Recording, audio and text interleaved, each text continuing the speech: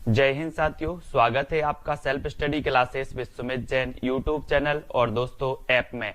दोस्तों बहुत सारे स्टूडेंट को ऐप डाउनलोड नहीं करते बन रहा है या फिर कर भी लिया है तो कोर्स भी नहीं देख पा रहे हैं।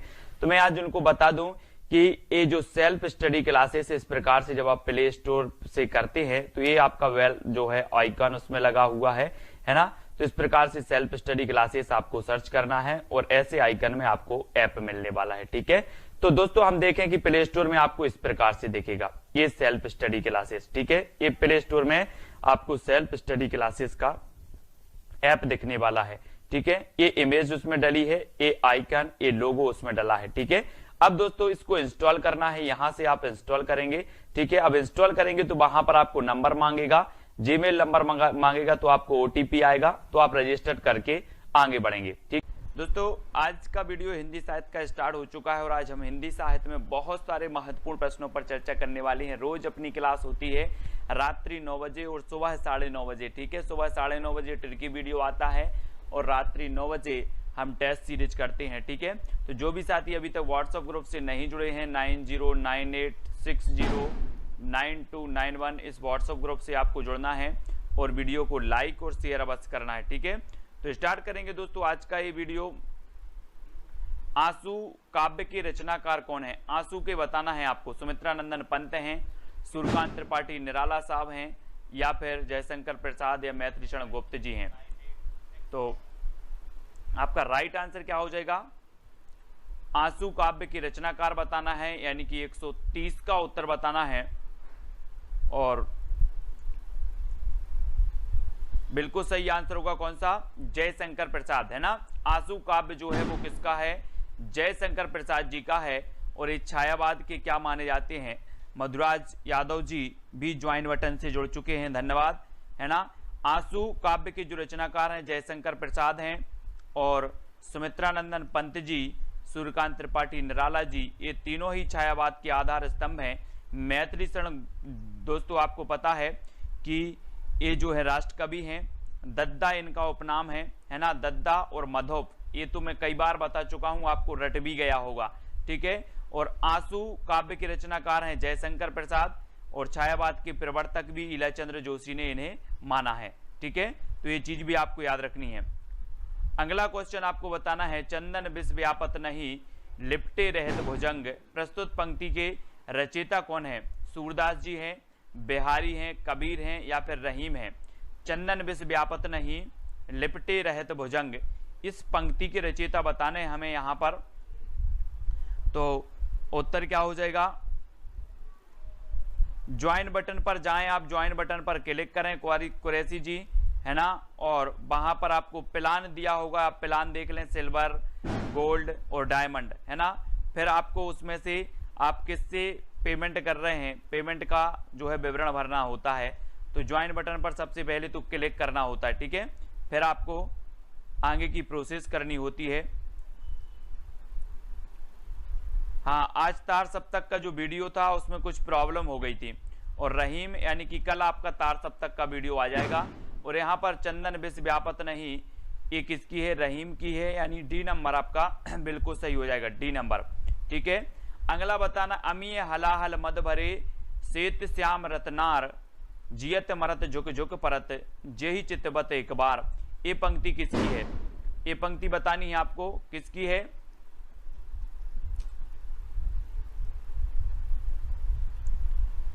अमीय हलाहल मद भरे, बहुत ही बढ़िया पंक्ति है, कई बार पूछी भी गई है। तो ये पंक्ति किसकी हो जाएगी? आलम साहब की है, बिहारी की है, मतीराम या फिर रसलीन की है?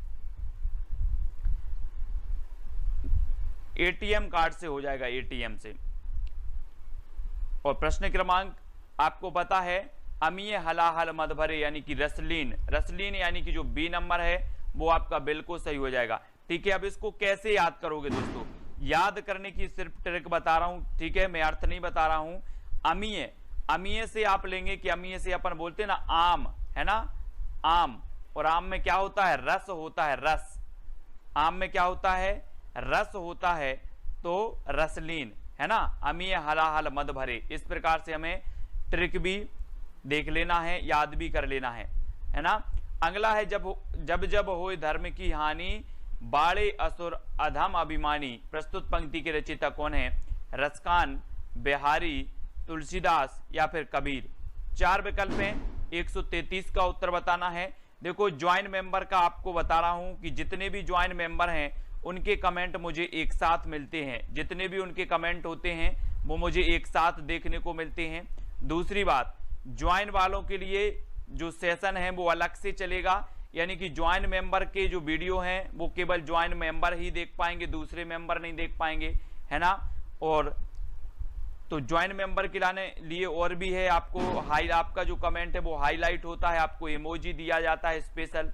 और आपका बिल्कुल सही आंसर होगा तुलसीदास, जब जब होए धर्म की हानि बाड़े असुर अधम अभिमानी, यानी कि जो बी नंबर है वो बिल्कुल सही हो जाएगा। ठीक है, तुलसीदास जी के बारे में आपको पता है कि जो तुलसीदास जी हैं राम काव्य धारा के श्रेष्ठ कवि माने जाते हैं तुलसीदास जी, और बी नंबर आपका बिल्कुल सही होगा।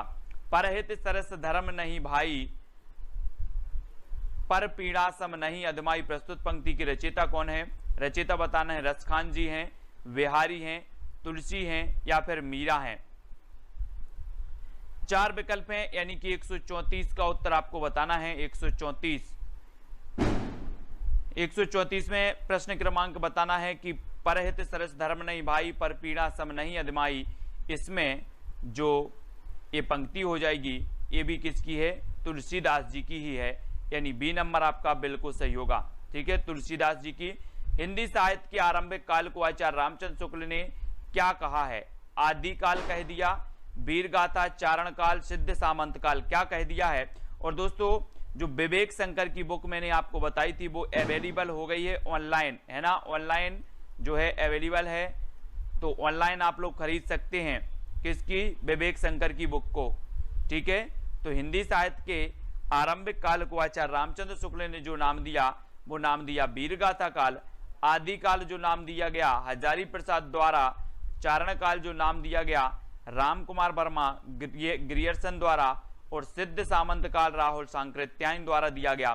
ठीक है, तो हिंदी साहित्य के आरंभिक काल को आचार्य रामचंद्र शुक्ल ने कहा है, तो वीरगाथा काल यानी कि जो सी नंबर है वो बिल्कुल सही हो जाएगा। ठीक है, सी नंबर। और अगला है वीरगाथा काल का कवि कौन सा नहीं है? अब वीरगाथा काल के कवि तो आप सभी को पता है, सारे कवि पता हैं। आप गणपति शालिभद्र सूरी से लेकर आप चंद्रबरदाई तक सारे के सारे कवि आपको पता है, और आपका बिल्कुल सही आंसर क्या हो जाएगा? वीरगाथा काल के जो कवि नहीं है, जैसे आपने पढ़ा था कि जो नामदेव है, नामदेव ये भक्ति काल के माने जाते हैं, मधुकर हैं, जगनेक हैं, यानी कि आपका उत्तर बी नंबर बिल्कुल सही हो जाएगा। ठीक है, बी नंबर बिल्कुल सही होगा। तो नामदेव ये वीरगाथा काल के कवि नहीं है, और बी नंबर बिल्कुल सही है।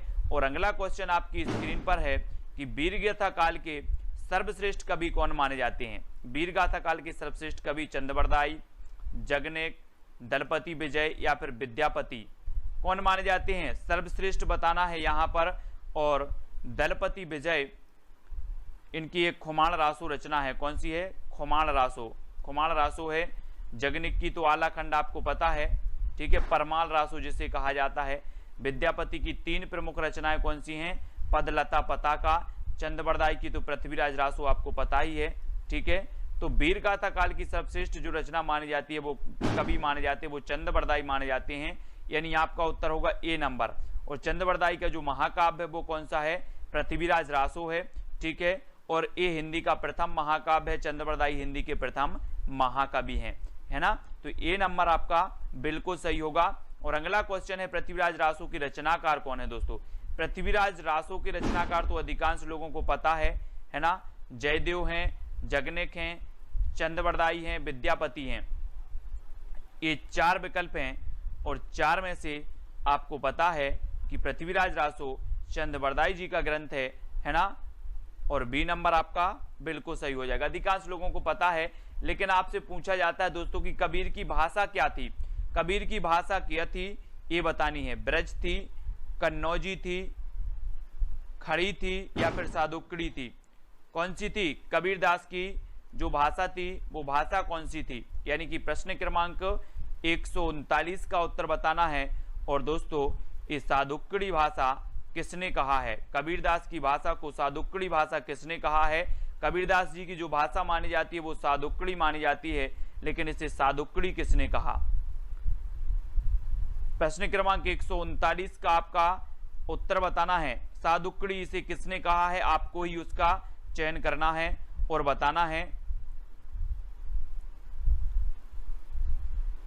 तब आपका बिल्कुल सही आंसर क्या होगा? नयन जो देखा कमल सा निर्मल नीर शरीर, हसत जो देखा हंसबा दसन ज्योति नगहीर। ये पंक्ति किसकी है? बहुत ही बढ़िया पंक्ति है। ये पंक्ति आपको बतानी है तुलसीदास जी की है, जायसी की है, जयशंकर प्रसाद जी की या कबीरदास जी। बहुत ही बढ़िया पंक्ति है, आपको बताना है। नयन जो देखा कमल सा निर्मल नीर शरीर, हसत जो देखा हंसबा दसन ज्योति नगहीर। हाँ, वेरी गुड। शुक्ल जी ने सादुक्कड़ी भाषा कहा है, बिल्कुल याद रख लेना है।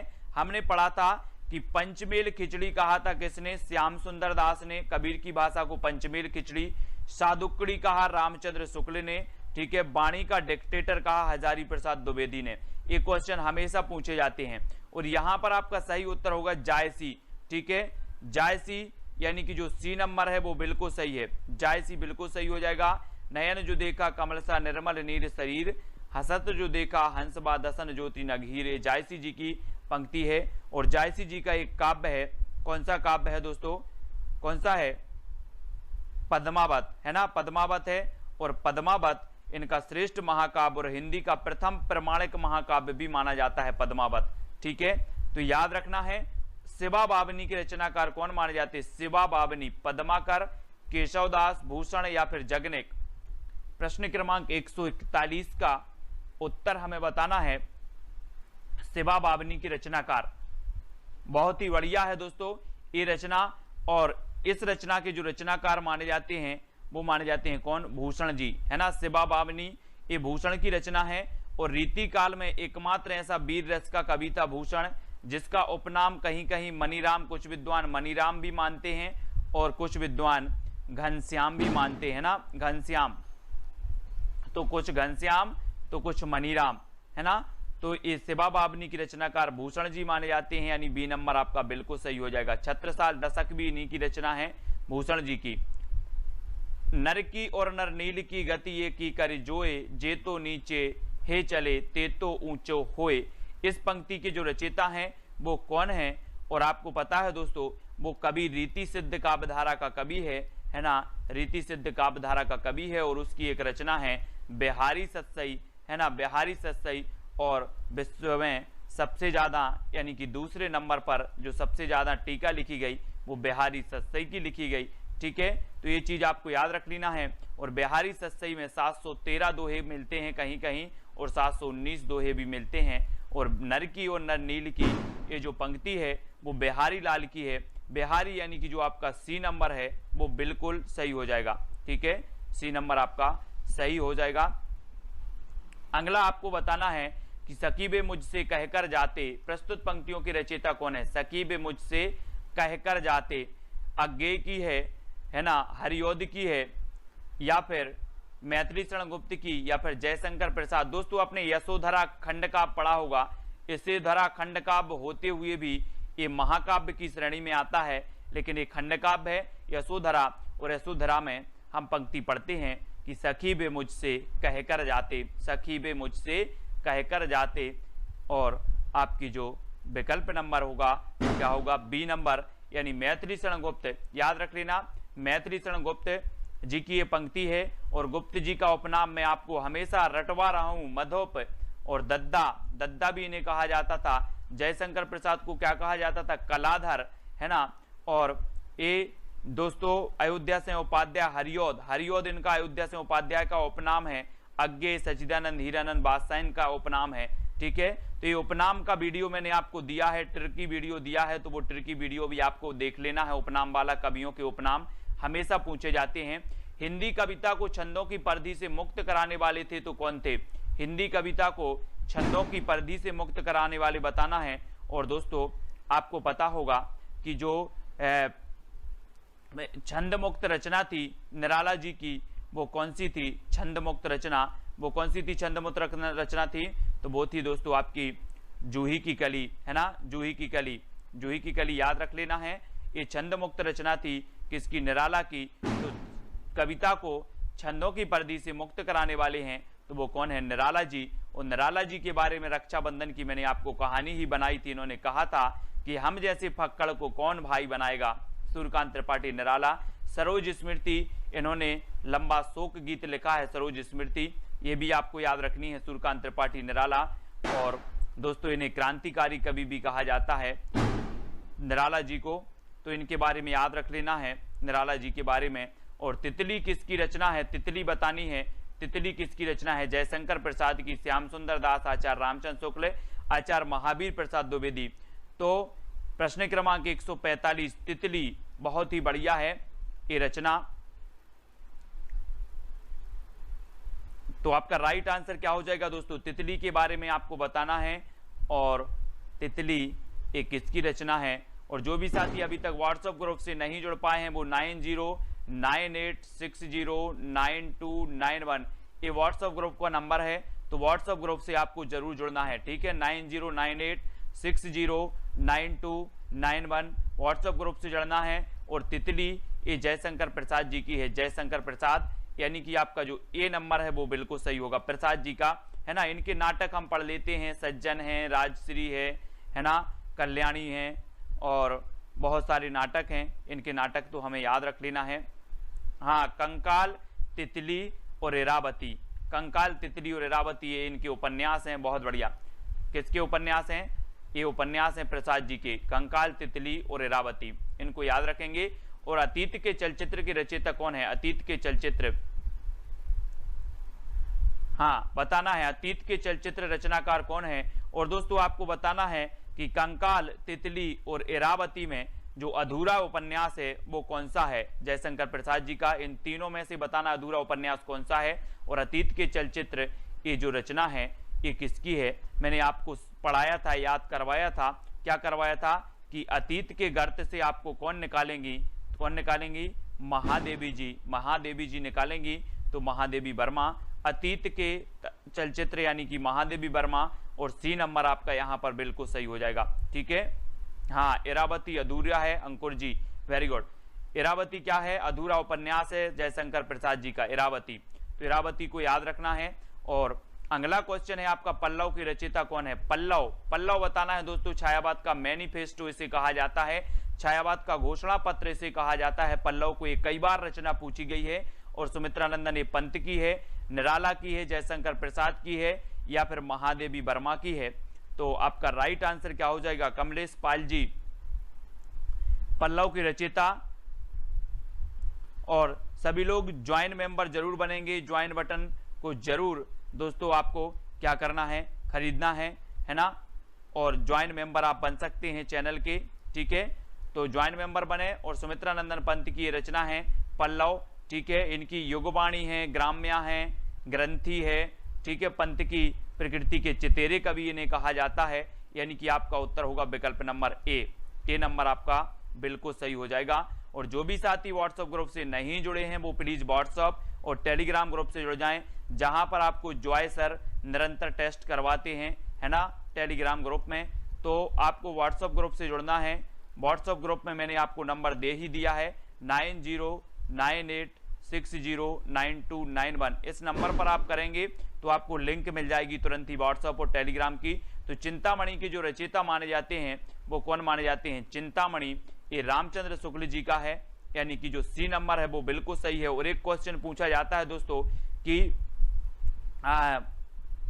मनोविकार पर आधारित जो निबंध लिखे हैं, मनोविकार पर आधारित वो किसने लिखे हैं, तो वो शुक्ल जी ने लिखे हैं, है ना। जैसे करुणा की बात करें, करुणा भी इनका है, शुक्ल जी का मनोविकार पर आधारित है। और यहाँ पर सी नंबर चिंतामणि आपका बिल्कुल सही हो जाएगा, ठीक है, सी नंबर। और अगला है जन्मेजय का नाग यज्ञ किसकी कृति है। ये जन्मेजय का नाग यज्ञ नाटक है दोस्तों, और ये नाटक किसका है ये बताना है। सेठ गोविंद दास का है, जयशंकर प्रसाद जी का है, या फिर लक्ष्मी नारायण लाल का, ये फिर गोविंद बल्लभ पंत का है। कौन सा, जन्मेजय का नाग यज्ञ। ये कृति बतानी है, बहुत ही बढ़िया कृति है और पूछी जाती है, कई बार पूछी गई है दोस्तों। और आपको पता है कि यहां पर एक शब्द आया है नांग। कौन सा शब्द आया है? नांग। और नांग आपको पता है किसके गले में पड़ा रहता है? शंकर जी के। तो कौन होंगे? जयशंकर प्रसाद। बोले नांग आया है और नांग शंकर जी के गले में है, तो जयशंकर प्रसाद, यानी कि बी नंबर आपका बिल्कुल सही हो जाएगा। ठीक है, बी नंबर। अगला है, हम दीवानों की क्या हस्ती है, आज यहाँ कल वहां चले, है ना, मस्ती का आलम साथ चला, हम धूल उड़ाते जहां चले। प्रस्तुत पंक्ति के रचयिता कौन है? पंक्ति के बताना है। सियाराम शरण गुप्त हैं, भगवती चरण वर्मा हैं, सुभद्रा कुमारी चौहान या रामधारी सिंह दिनकर हैं। और मैंने आपको बताया है कई बार कि हम दीवाने हैं किसके? भगवती के। हम किसके दीवाने हैं? भगवती के दीवाने। आप बोलते ना कि दीवाना तेरा आया बाबा तेरे मंदिर में, इस प्रकार से माता तेरा मंदिर, इस प्रकार से एक बहुत ही बढ़िया भजन है, देवी गीत है ना। तो हम दीवानों की क्या हस्ती है, आज यहाँ कल वहां चले, मस्ती का आलम साथ चला। तो ये भगवती चरण वर्मा, यानी कि जो बी नंबर है वो बिल्कुल सही हो जाएगा। ठीक है, अगला है, सबसे पहले अपनी आत्मकथा हिंदी में किसने लिखी? सबसे पहले यहां पर विकल्प अनुसार बताना है दोस्तों आपको, है ना। 4 विकल्प हैं, 4 विकल्पानुसार इनमें से निम्नलिखित में से सबसे पहले अपनी आत्मकथा हिंदी में किसने लिखी, ये चीज आपको बतानी है। 4 विकल्प हैं। कुछ लोग तो कंफ्यूज हो जाते हैं कि यहाँ सबसे पहले आत्मकथा लिखी राजेंद्र प्रसाद ने, है ना, ऐसे बता देते हैं। लेकिन आपको पता है कि हिंदी की प्रथम आत्मकथा कौन सी मानी जाती है? अर्ध कथानक, है ना, अर्ध कथानक मानी जाती है। कौन की मानी जाती है अर्ध कथानक? बनारसीदास जैन जी की मानी जाती है। ठीक है, अर्ध कथानक। और दोस्तों ये आत्मकथा हिंदी में किसने लिखी? तो सत्य की खोज लिखी है किसने? राजेंद्र प्रसाद ने। सत्य की खोज, तो सत्य की खोज डी नंबर आपका बिल्कुल सही होगा। अर्ध कथानक हिंदी की प्रथम आत्मकथा बनारसीदास जैन की मानी जाती है। और अबला जीवन हाय तुम्हारी यही कहानी, आंचल में है दूध और आंखों में पानी, ये पंक्ति किसकी है? बहुत ही बढ़िया है। कहां से ली गई है, कौन से खंड काव्य से ली गई है, कौन सी रचना से ली गई है, ये चीज हमें बतानी है। और जिन भी साथियों ने पुराने ओल्ड पे वीडियो नहीं देखे हैं वो जरूर देखें। ट्रिकी वीडियो की आपकी 25 यानी कि 25 वीडियो ट्रिकी वीडियो के पहुंच चुके हैं आपके, जिसमें हमने साहित्य अकादमी से पुरस्कृत रचनाएं पढ़ी, कवियों के उपनाम पढ़े, व्यास सम्मान पढ़ा, ज्ञानपीठ पुरस्कार की रचनाएं पढ़ी। ठीक है, बहुत सारी रचनाओं को पढ़ा। और वो ट्रिकी वीडियो आपके अमेजिंग वीडियो हैं, बहुत ही बढ़िया वीडियो हैं। और अबला जीवन हाय तुम्हारी यही कहानी, आंचल में है दूध और आंखों में पानी, ये तो कई बार पंक्ति पूछी गई यशोधरा की। यशोधरा यानी कि जो सी नंबर आपका बिल्कुल सही हो जाएगा, है ना, ये यशोधरा की है। यशोधरा से ये पंक्ति ली गई है। और हिमालय के आंगन में उसे प्रथम किरणों का दे उपहार, उषा ने हंस अभिवादन किया और पहनाया हीरे का हार। तो ये पंक्ति किसकी रचयिता कौन है? पंक्ति के रचयिता बहुत ही बढ़िया पंक्ति है। ये पंक्ति भी कई बार पूछी गई है दोस्तों कि हिमालय के आंगन में जो है उसे प्रथम किरणों का दे उपहार, उषा ने अभिवादन किया।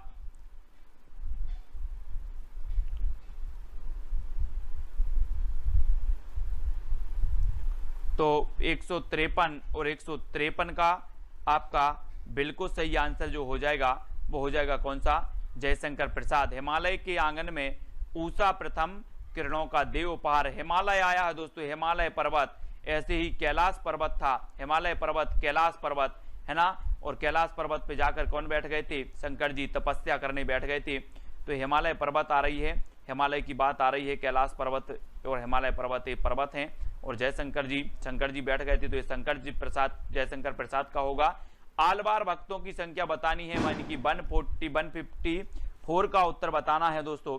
आपको पता है, मैंने आपको बताया था कि रामानंद के शिष्य 12, है ना। आलवार भक्तों की संख्या भी कितनी आप बता देना, है ना। और साकेत में जो आपके ग्रंथ है, साकेत में जो आपके सर्ग हैं वो भी आपके 12 हैं, है ना। और 12 बार आ रहा है, तो यहां पर भी 12 आया है, 12 को कर दो 12, तो क्या हो जाएगा? 12। आलवार भक्तों की संख्या 12, यानी कि बी नंबर बिल्कुल सही हो जाएगा। ठीक है, बार आया है और बार आ रहा है, और बार मतलब 12। ठीक है, 12 है आलवार भक्तों की संख्या। याद रखेंगे। भक्ति का सर्वप्रथम उल्लेख कहां मिलता है दोस्तों? भक्ति का वेदों में मिलता है, सूक्त में मिलता है, उपनिषद में मिलता है, या इनमें से कोई नहीं? कहां पर मिलता है भक्ति का? सब सर्वप्रथम उल्लेख बताना है और आपने तो वेद तो आपने पढ़े हैं, वेद 4 वेद होते हैं, ऋग्वेद सबसे प्राचीन वेद माना जाता है ना, सभी लोगों ने पढ़े हैं। और भक्ति का जो सर्वप्रथम उल्लेख मिलता है तो वो मिलता है उपनिषद में। कहां पर मिलता है? उपनिषद, यानी कि जो आपका बी नंबर है उपनिषद बिल्कुल सही हो जाएगा। भक्ति का उल्लेख मिलता है आपका उपनिषद में, ठीक है, बी नंबर बिल्कुल सही है। नेक्स्ट है संत काव्यधारा को ज्ञानाश्रयी किस विद्वान ने कहा? बहुत ही बढ़िया प्रश्न है दोस्तों। आप सभी लोगों ने पढ़ा है कि संत काव्यधारा जो है, जिन्हें ज्ञानाश्रयी शाखा भी कहा जाता है, भक्ति काल की एक काव्यधारा है, ठीक है।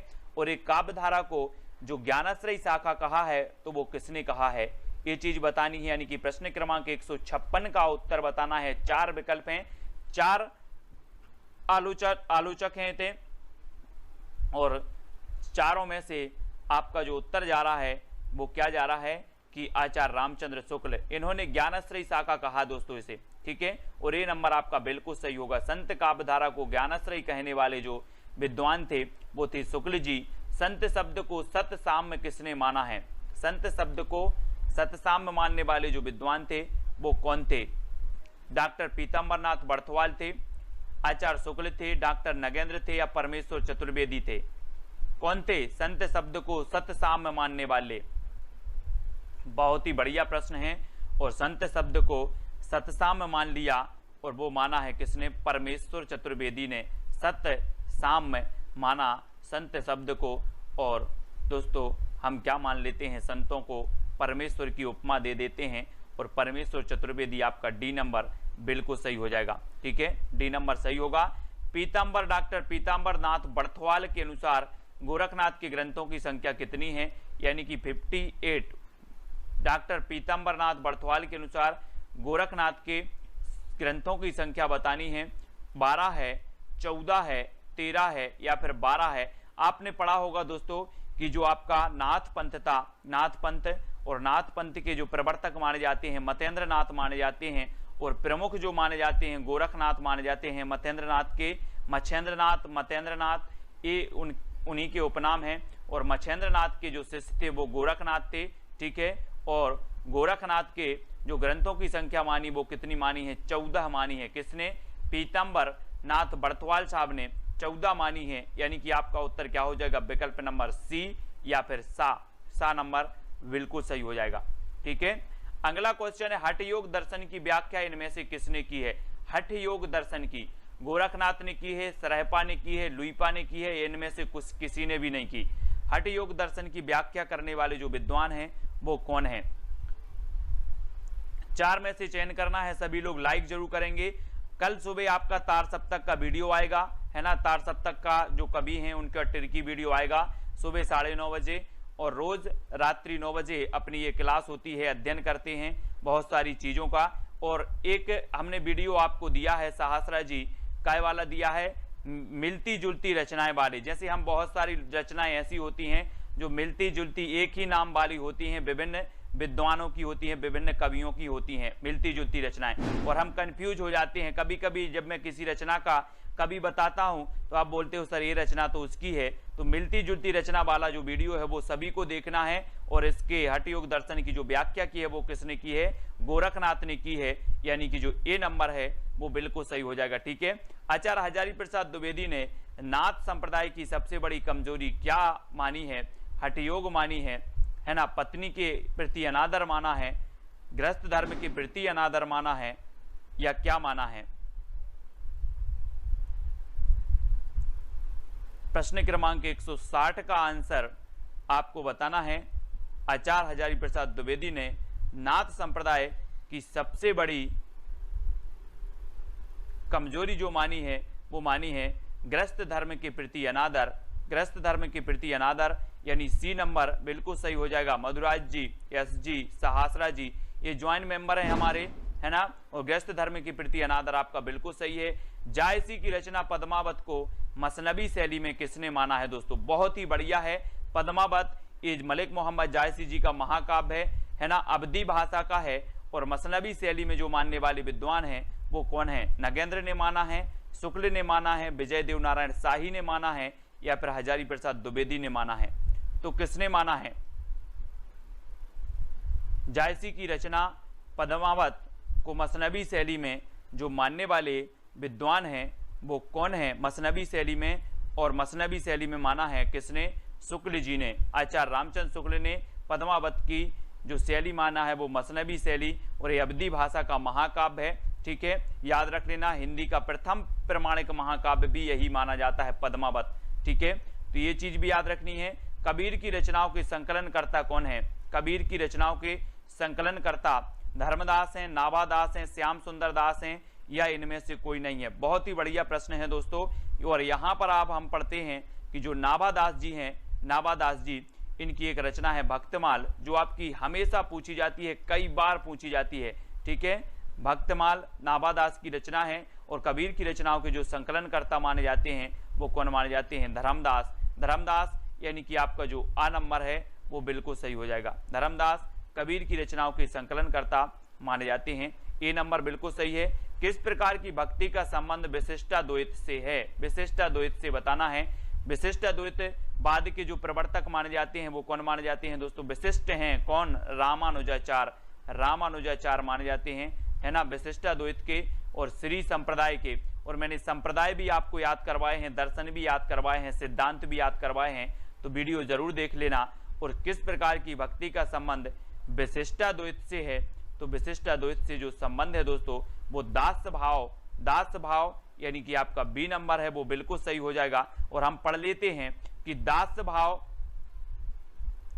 है ना, दास भाव की जो भक्ति है, दास भाव की भक्ति, वो दास भाव की जो भक्ति है वो तुलसीदास जी की है ना, तुलसीदास जी की है।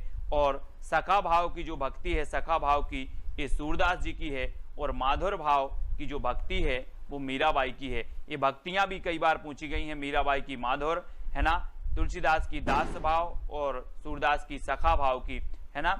याद रखना, रीति मुक्त कवि कौन नहीं है? रीति मुक्त कवि बताना। रीति मुक्त, रीति सिद्ध और रीतिबद्ध, बिहारी, ठाकुर, बोधा या फिर घनानंद, इनमें से चार में से बताना है कि रीति मुक्त कवि कौन नहीं है।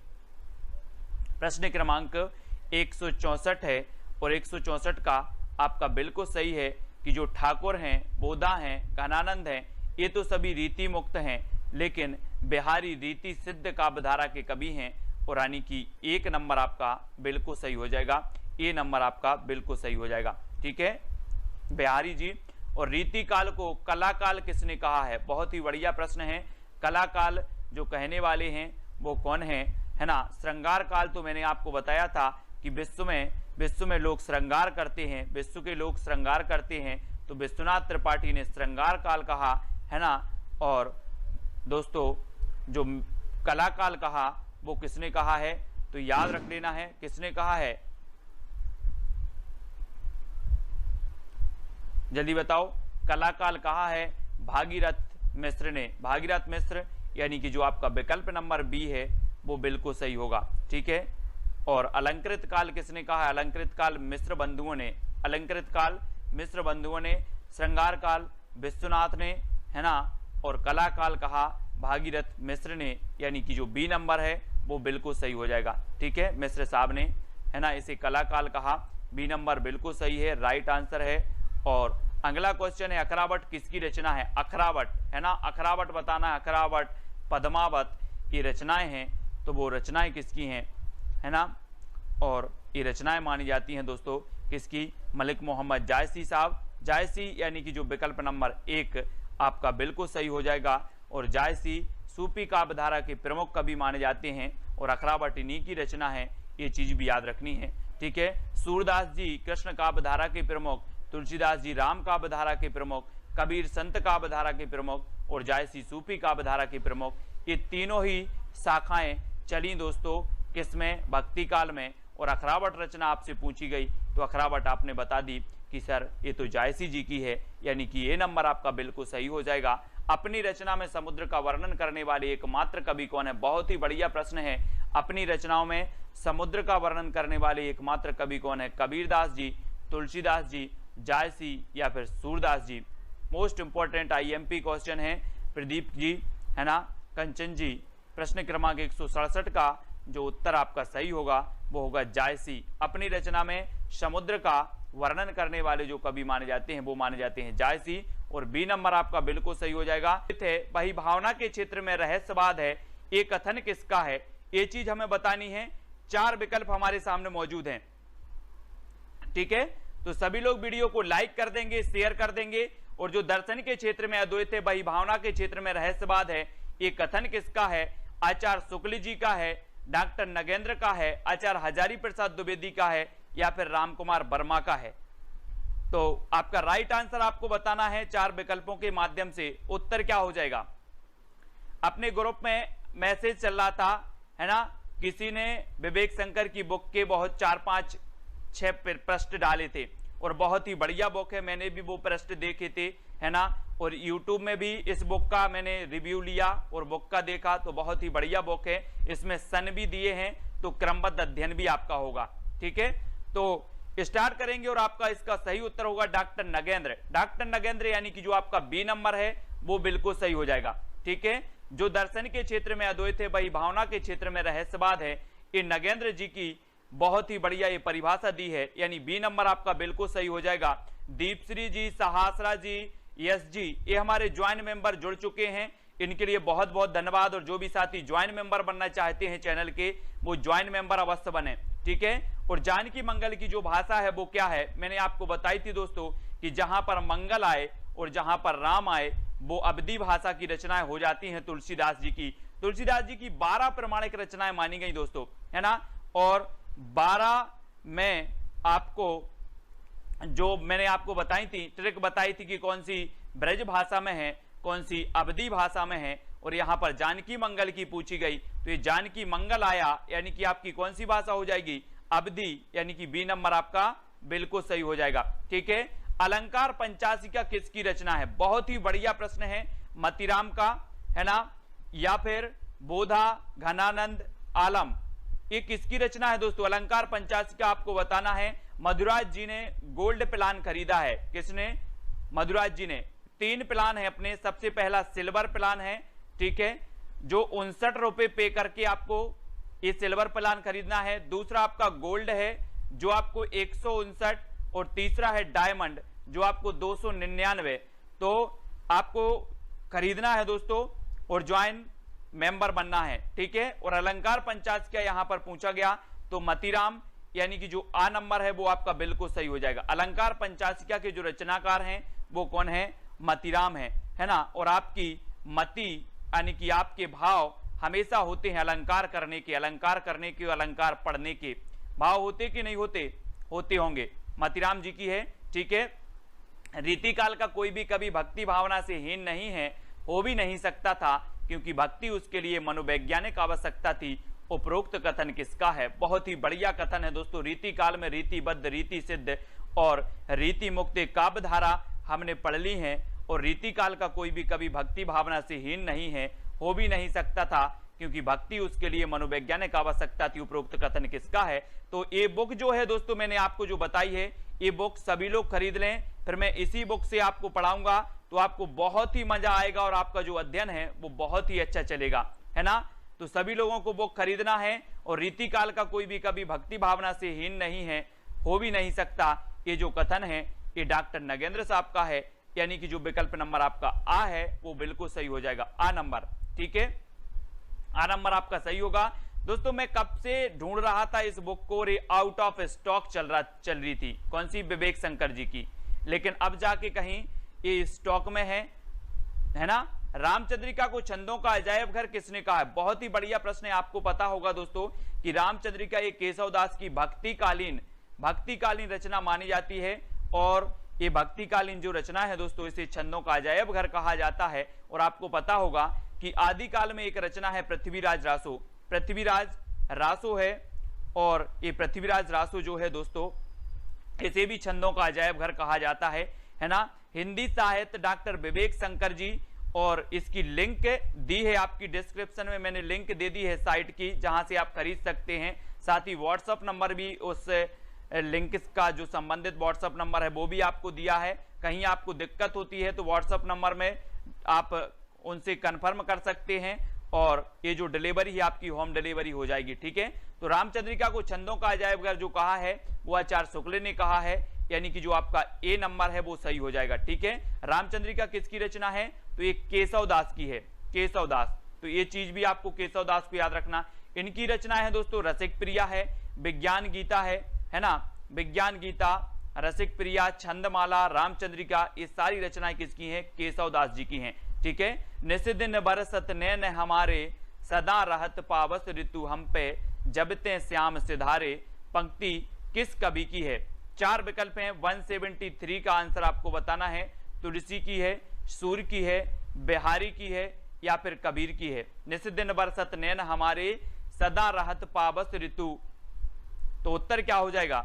हाँ, निकिता जी ने सेंड किया था, है ना, बहुत बढ़िया। और निस दिन बरसत नैन हमारे, सदा रहत पावस ऋतु हम पे, जब ते श्याम सिधारे, ये जो पंक्ति है प्रश्न क्रमांक 173, और 173 का उत्तर आपका सूरदास जी की है, और बी नंबर आपका बिल्कुल सही हो जाएगा, बी नंबर। ठीक है, सूरदास जी की बी नंबर आपका बिल्कुल सही है। नेक्स्ट है, रीतिकाल को जॉर्ज ग्रियर्सन ने कहा है, तो क्या कहा है दोस्तों।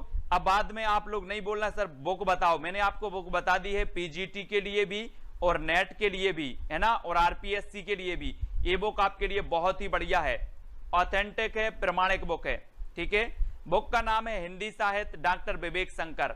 ठीक है, इसकी लिंक भी मैंने आपको साइट की नीचे दी है, और साथ ही व्हाट्सएप नंबर भी दे दिया है नीचे, तो आप खरीद सकते हैं। और रीतिकाल को जॉर्ज ग्रियर्सन ने कहा है, तो क्या कहा है, रीति काव्य। क्या कहा है, रीति काव्य, यानी कि जो आपका आ नंबर है वो बिल्कुल सही हो जाएगा।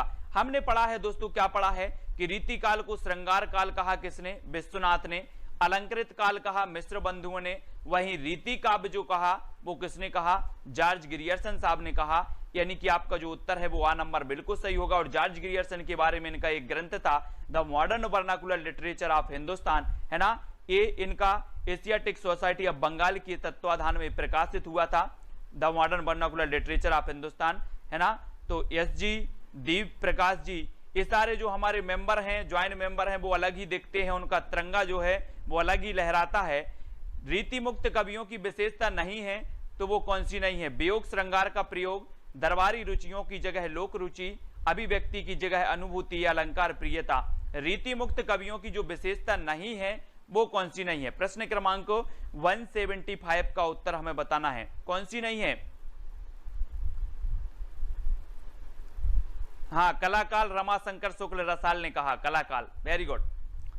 तो रीति मुक्त, रीतिबद्ध और रीति सिद्ध, ये काव्य धाराएं, 3 काव्य धाराएं थी दोस्तों रीति काल की, और इनकी जो विशेषता नहीं है वो कौन सी नहीं, रीति मुक्त की अलंकार प्रियता, यानी कि जो डी नंबर है वो सही हो जाएगा यहां पर, है ना, डी नंबर।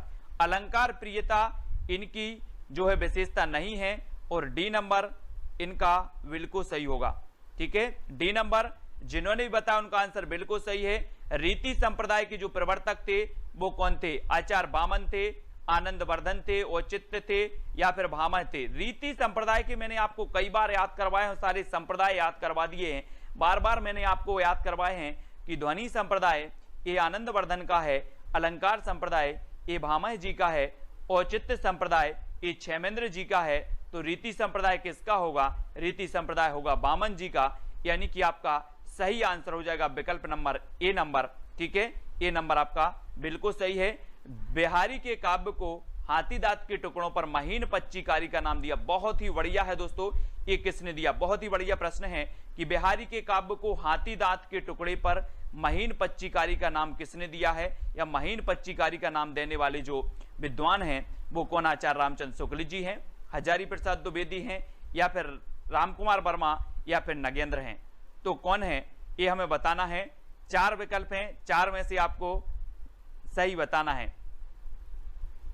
और प्रश्न क्रमांक 177 का आंसर आपका जो बिल्कुल सही होगा वो आचार्य शुक्ल ने, यानी कि आपका जो ए नंबर है वो बिल्कुल सही हो जाएगा। ठीक है, बिहारी के काव्य को हाथी दांत के टुकड़े पर महीन पच्चीकारी का नाम दिया तो वो शुक्ल जी ने दिया है। और इस शुक्ल के कथन बड़े संभाल कर रखना है क्योंकि ये हमेशा परीक्षाओं में पूछ लिए जाते हैं, है ना।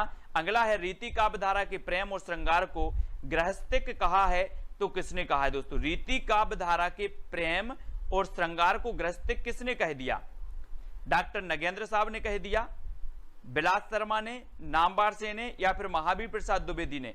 किसने कह दिया? गृहस्थिक।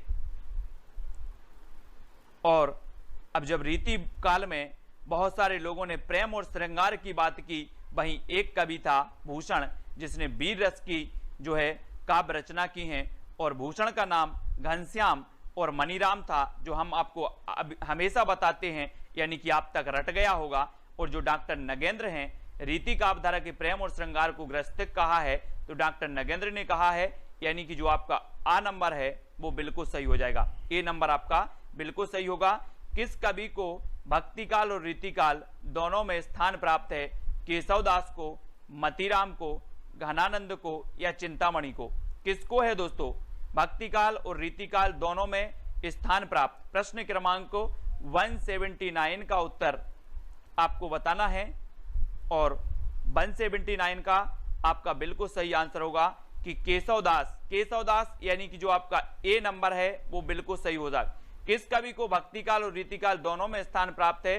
तो वो है केशवदास को, क्योंकि इनकी जो केशवदास जी की रामचंद्रिका रचना है, रामचंद्रिका है ना, ये जो रचना है दोस्तों रामचंद्रिका, ये बहुत ही बढ़िया है और ये भक्तिकालीन मानी जाती है। छंदों का अजायब घर भी इसे कहा जाता है। ठीक है, तो केशवदास आपका ये नंबर बिल्कुल सही हो जाएगा, किसी का भी गलत नहीं होना चाहिए। बिल्कुल सरल प्रश्न है, लेकिन छंदमाला रचना हमेशा पूछी जाती है। ये किसकी है? भिखारीदास की है। भिखारीदास की तो हमने काव्य निर्णय, काव्य श्रृंगार निर्णय, ये भिखारीदास की पढ़ी थी रचनाएं। चंद्रबरदाई की तो हमने पढ़ी है, महाकाव्य इनका पढ़ लिया। पृथ्वीराज रासो, मैत्रीशरण गुप्त के भी हमने पढ़े हैं, भारत भारती, साकेत, खंड काव्य भी इनका पढ़ा है मैत्रीशरण गुप्त का। तो छंदमाला जो रचना है ये किसकी है? केशवदास, है ना। केशवदास यानी कि आपका उत्तर सी नंबर, सा नंबर बिल्कुल सही हो जाएगा। केशवदास की रचना का नाम है छंदमाला, और विकल्प नंबर जो आपका सी है वो बिल्कुल सही हो जाएगा। ठीक है, सी नंबर। और भारत 8वां विश्व हिंदी सम्मेलन कहाँ हुआ था? दोस्तों जो हिंदी सम्मेलन है वो आपको याद रखना है, पहला, दूसरा, तीसरा, चौथा, ये हिंदी सम्मेलन आप सभी को याद रखने, यहां से क्वेश्चन पूछे ही जाते हैं। ठीक है, तो 8वां विश्व हिंदी सम्मेलन कहाँ हुआ था? भारत में, न्यूयॉर्क में, मॉरिशस में, या फिर सूरीनाम में? आपको पता होगा दोस्तों कि पहला जो हुआ था वो कब हुआ था? नागपुर में हुआ था, अपने नागपुर, है ना, नागपुर में हुआ था पहला, और 2015 में भोपाल में हुआ था, है ना। और 8वां विश्व हिंदी सम्मेलन जो हुआ था वो न्यूयॉर्क में हुआ था, यानी कि आपका जो विकल्प नंबर बी है न्यूयॉर्क, न्यूयॉर्क आपका बिल्कुल सही हो जाएगा। एक शहर है अमेरिका का न्यूयॉर्क, जहां पर यूनिसेफ का मुख्यालय है। किसका मुख्यालय? यूनिसेफ का, ये न्यूयॉर्क में है, और बी नंबर आपका यहां पर बिल्कुल सही होगा। ठीक है, ये 8वां विश्व हिंदी सम्मेलन न्यूयॉर्क में हुआ। भंवर गीत किसकी रचना है दोस्तों? भंवर गीत नंददास की है, नावादास की है, कुंभन दास की है, सूरदास जी की है। यहां पर दोस्तों ये क्या है, आपने पढ़ा होगा अष्टछाप। अष्टछाप की स्थापना 1565 में हुई थी, 1565 में। लेकिन यहां पर यही पूछा जाता है कि निम्न में से बताइए कौन अष्टछाप का कवि नहीं है, है ना। बहुत सारे लोग कुंभन दास को बता देते हैं, लेकिन वास्तव में है नावादास। नावादास ये अष्टछाप के कवि नहीं माने जाते। इनकी एक रचना मानी जाती है, कौन सी? भक्तमाल। और भंवर गीत जो रचना है वो किसकी है? नंददास जी की है ना। अपन ने नंद की भंवर पाड़ दी थी, बोले नंद की भंवर पाड़ दो, है ना। तो नंददास हैं, और नंददास भी दोस्तों याद रख लेना विट्ठल नाथ के शिष्य थे नंददास। ए नंबर आपका यहाँ पर बिल्कुल सही हो जाएगा, आ सही हो जाएगा। ठीक है, श्रृंगार रस के विरोधी कवि कौन माने जाते हैं? श्रृंगार रस के विरोधी कवि यानी कि कबीरदास, सुंदरदास, तुलसीदास, या फिर नंददास, कौन माने जाते हैं श्रृंगार रस के? आपको पता होगा दोस्तों कि जो संत काव्यधारा थी, संत काव्यधारा में सबसे जो पढ़े लिखे थे वो श्रृंगार विरोधी थे। वो पढ़े लिखे कौन थे? सुंदरदास, है ना, सुंदरदास। ये सुंदर थे दोस्तों, इसलिए इनको श्रृंगार की जरूरत नहीं थी, इसलिए इन्होंने कहा कि यार हम श्रृंगार रस का विरोध करेंगे, है ना। ये सुंदर थे, इसलिए सुंदर को श्रृंगार की जरूरत नहीं थी, इसलिए इन्होंने श्रृंगार रस का विरोध कर दिया। ऐसे याद कर लेंगे। और सबसे पढ़े लिखे थे तो सुंदरदास थे, और इन्होंने विरोध भी किया काय का? श्रृंगार रस का, यानी कि बी नंबर आपका बिल्कुल सही होगा। सोहिला किसकी रचना है? ये कई बार पूछी गई दोस्तों। सोहिला की रचनाकार कौन है? गुरु अंगद हैं, गुरु नानक हैं, गुरु रामदास हैं, या फिर गुरु अर्जुन देव हैं? अर्जुन देव भी यहां पर डी नंबर आपका अर्जुन देव है। तो कौन है? हाँ, सुंदर लोगों को सजने की जरूरत नहीं होती है। तो सोहिला की रचनाकार भी हमें लिखना है और सोहिला के रचनाकार आपके होंगे गुरु नानक। गुरु नानक यानी कि जो विकल्प नंबर आपके बी हैं वो बिल्कुल सही हो जाएगा। ये सिख संप्रदाय के प्रवर्तक माने जाते हैं और सिखों के प्रथम गुरु माने जाते हैं। गुरु गोविंद सिखों के 10वें गुरु माने जाते हैं और गुरु ग्रंथ साहिब का जो संकलन किया था वो गुरु अर्जुन देव ने किया था। ये चीज भी आपको याद रखनी। हमेशा पूछा जाता है कि गुरु ग्रंथ साहिब का संकलन किसने किया था, तो गुरु अर्जुन देव ने किया था। ठीक है, और जो फिलहाल सोहिला आपसे पूछा गया तो सोहिला रचना किसकी है, गुरु नानक देव की। ठीक है, तो बी नंबर आपका बिल्कुल सही होगा। रुक्मणी मंगल के रचयिता कौन है? रुक्मणी मंगल तुलसीदास जी हैं, नंददास जी हैं, लालदास जी हैं, ईश्वरदास जी हैं। ये चार में से बताना है रुक्मणी मंगल की रचना, है ना। और रुक्मणी मंगल इसके जो रचयिता माने जाते हैं। अब वो नहीं लगा देना कि सर मंगल आ गया, ये मंगल तो आ गया है लेकिन ये मंगल वाली रचना नहीं है अपनी। और ये किसकी है, जल्दी से बताओ। ये दोस्तों नंददास की रचना है। किसकी? नंददास। रुक्मणी मंगल की रचयिता है नंददास, जानकी मंगल की रचयिता है तुलसीदास। इसलिए कंफ्यूज नहीं होना, है ना। बहुत सारे लोग ए लगा देंगे, अभी देखो ये नहीं लगाना है। ये रुक्मणी मंगल नंददास जी की रचना है, जानकी मंगल तुलसीदास की रचना है ना। कंफ्यूज नहीं होना रुक्मणी मंगल और जानकी मंगल में, है ना। तो याद रख लेना, रुक्मणी जी आपको पता है श्री कृष्ण से संबंधित हैं और जानकी जी राम से संबंधित हैं। तो जानकी राम से संबंधित यानी कि राम काव्यधारा के तुलसीदास और रुक्मणी कृष्ण से संबंधित तो कृष्ण काव्यधारा के नंददास। इसलिए रुक्मणी मंगल नंददास की और जानकी मंगल तुलसीदास की। इस प्रकार से याद कर लेंगे। अगला देख लो, द्वैता द्वैतवाद के प्रवर्तक कौन है? मध्वाचार्य हैं, रामानुजाचार्य हैं, रामानंद हैं या फिर निम्बार्क हैं। द्वैता द्वैतवाद हमने आपको याद करवाया था दोस्तों। कैसे करवाया था? ट्रिक किसी को अगर याद है तो वो बता देंगे कैसे। नींबू दे दे, नींबू दे दे के हम परेशान हो गए, हमने आपको याद करवाई थी दे दे। तो यहां पर आ गया क्या? दे दे, और दे दे के हम क्या परेशान हो गए? नींबू दे दे के परेशान हो गए, है ना। तो कौन होंगे? नींबू से आपका बनेगा निम्बार्काचार्य। ये द्वैता द्वैतवाद के कौन होंगे? प्रवर्तक होंगे। यानी आपका उत्तर क्या हो जाएगा? विकल्प नंबर डी। ठीक है, डी नंबर आपका बिल्कुल सही है। अब गलत नहीं करना कोई भी, बहुत सारे लोग बी बता रहे हैं, बी नहीं बताना है ना। द्वैता द्वैतवाद के कौन है? निम्बार्काचार्य, क्योंकि नींबू दे दे के हम क्या हो गए? परेशान हो गए, नींबू। ठीक है, तो डी नंबर बिल्कुल सही होगा। अबदू गगन मंडल घर कीजिए, ये पंक्ति किसकी है? कबीर की, जायसी, सूरदास या फिर तुलसीदास की। अबदू गगन मंडल घर कीजिए बहुत ही बढ़िया रचना है। और ये रचना किसकी मानी जाती है? दीप प्रकाश जी। किसकी मानी जाती है? अबदू गगन मंडल रस घर कीजिए। और ये मानी जाती है कबीरदास जी की। किसकी? कबीरदास। यानी कि आपका जो ए नंबर है कबीरदास जी की, ये बिल्कुल सही होगा। अबदू गगन मंडल घर कीजिए। ठीक है, हाँ, नींबू का अचार दे दो। अंकुर जी पनवर, नींबू का अचार दे दो। अगला, हृदय की मुक्तावस्था को रस दशा किसने माना है ना। बहुत सारे लोग हैं जो ट्रिक बनाना भी सीख गए हैं, ट्रिक से पढ़ना भी सीख गए हैं और याद करना भी सीख गए हैं। पहले क्या होता था कि बहुत सारी रचनाएं थी। बहुत सारे स्टूडेंट दोस्तों ये बोलते हैं कि सर आपने हिंदी साहित्य में इंटरेस्ट ला दिया। मेरा बिल्कुल मन नहीं करता था, रचनाएं याद नहीं होती थी, इंटरेस्ट नहीं, मतलब मन नहीं लगता था हिंदी साहित्य में। लेकिन जब आपकी ट्रिक पढ़ी और आपका वीडियो देखा तो हिंदी साहित्य में इंटरेस्ट आ गया। हिंदी साहित्य अब अच्छा लगने लगा। पहले ऐसा लगता था कि कौन पढ़े हिंदी साहित्य में, बहुत रचनाएं हैं, बहुत कवि हैं, बहुत कुछ है, बहुत भारी सिलेबस है इसका। लेकिन अब क्या है कि अच्छा लगने लगा और याद होने लगा और लगता है कि पढ़ते ही रहें, ऐसा। ठीक है, तो हृदय की मुक्तावस्था को रस दशा किसने माना? आचार्य शुक्ल ने, डॉक्टर नगेंद्र ने, डॉक्टर हजारी प्रसाद द्विवेदी या फिर राम कुमार वर्मा ने। तो हृदय की मुक्तावस्था को रस दशा, रस हम पढ़ते हैं दोस्तों कि जो 8 रस हैं, 8 रस माने भरत मुनि ने, 9वां रस जोड़ दिया शांत रस, फिर भक्ति रस और फिर दोस्तों आपका वात्सल रस। वात्सल का चितेरा कवि सूरदास जी, है ना। तो यश जी, मधुराज जी, प्रदीप जी, है ना। हृदय की मुक्तावस्था को रस दशा यानी कि आचार्य शुक्ल ने कहा, यानी कि जो आ नंबर है वो आपका बिल्कुल सही हो जाएगा। हृदय की मुक्तावस्था को रस दशा किसने माना है? तो आचार्य शुक्ल जी ने माना है। ये नंबर आपका बिल्कुल सही होगा। पश्चिमी हिंदी की भाषा नहीं है तो क्या नहीं है दोस्तों? 189 का उत्तर बताना है दोस्तों। हिंदी साहित्य बहुत सारे लोग पढ़ते हैं, बहुत सारे स्टडी मटेरियल भी होता है, बहुत सारा चीज, लेकिन अगर आप इंटरेस्ट से पढ़ो, कुछ अलग पढ़ो, हटके पढ़ो, हंस के पढ़ो, मजाक करके पढ़ो, वो चीज आपको याद हो जाती है। आप थ्योरी पढ़ रहे हो, है ना, पढ़ते जा रहे हो तो आपको याद नहीं होता। अगर आप कुछ उसमें मिर्ची मसाला भरते हो तो आपको वो चीज हमेशा के लिए याद हो जाती है ना। अपने व्यवहारिक ज्ञान में जोड़ते हो, अपने पारिवारिक ज्ञान में जोड़ते हो, जहां पर हम रोज खेलते हैं, उछलते हैं, कूदते हैं, वो चीज आप स्टडी में करते हो तो निश्चित ही वो चीज याद हो जाती है। और पश्चिमी हिंदी का मैंने आपको याद करवाया था कि कानों के खड़ी बुंदेली, ब्रजभान हरि के पास। कानों से आपका बन जाता है कन्नौजी, खड़ी से बन जाता है खड़ी बोली, ब्रज से बनता है ब्रज भाषा, बुंदेली से बुंदेली, हरी से हरियाणवी, और हरियाणवी को बांगरू भी कहा जाता है, खड़ी बोली को कोरबी भी कहा जाता है।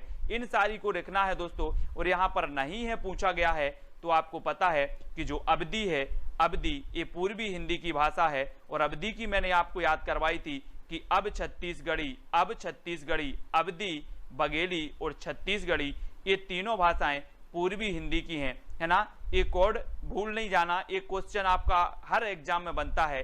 पूर्वी हिंदी पश्चिमी हिंदी से हर एग्जाम में एक क्वेश्चन बनता है ना। ये आपको याद रखना है।